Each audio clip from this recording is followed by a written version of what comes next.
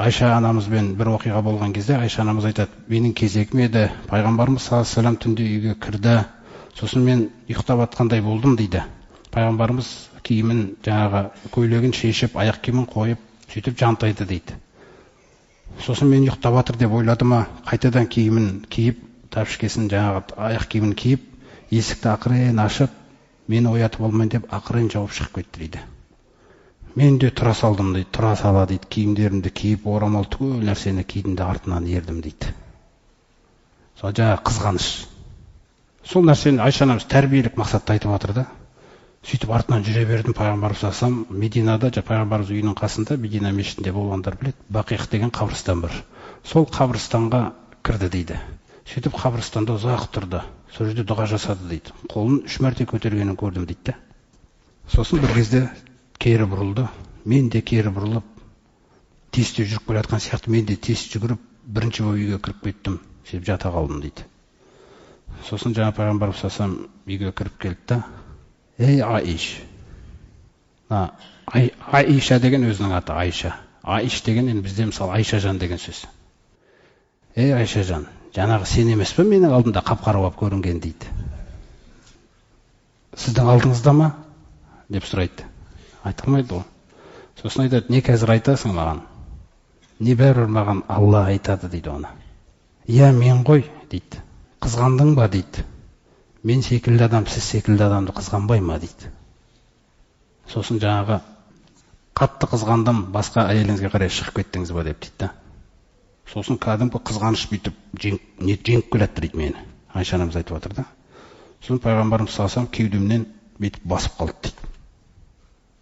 Кеудемнен басып қалды да, ләдғатан. Бүйтіп басып қалған кезде орныма келе қалдым дейді.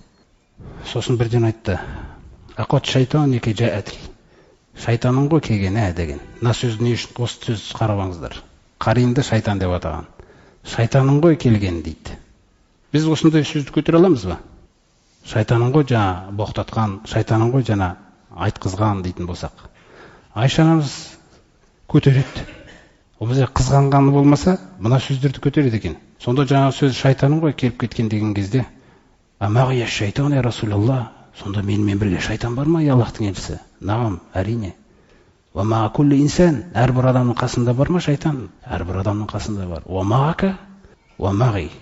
Сізде де қасыңызда бар ма? Менің де қасымда бар.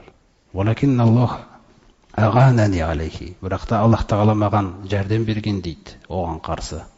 Фәлә яъмуруни илля би хайрин. Ол көнген дейді Алланың әміріне, Алла тағаланы көндіріп тастаған дейді маған.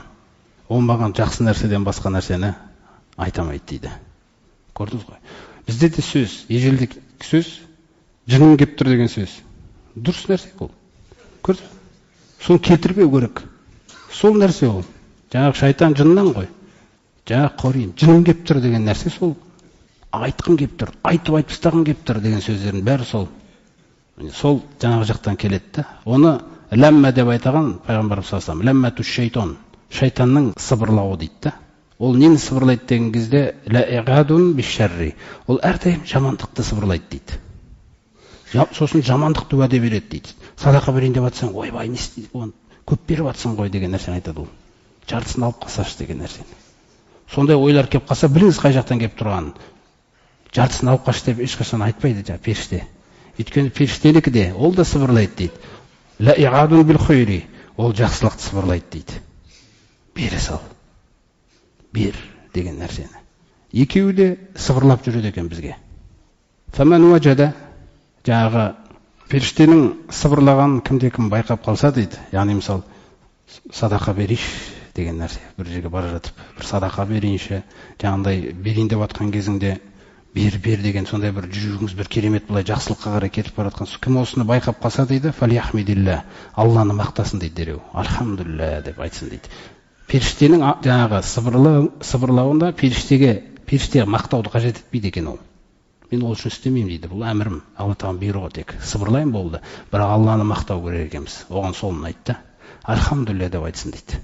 Ал кімде-кім жаман жақтан келіп тұрды, байқап қалса, фалиятағаубаз биллахи минаш шайтанир раджим. Онда сол шайтаннан Аллаға сыйынсын дейді. Сөйтіп осы екі жақтан ақпарат келіп тұрады бізге. Ол неге бұлай қойып қойған десеңіз, күресті қалаған Алла Тағала.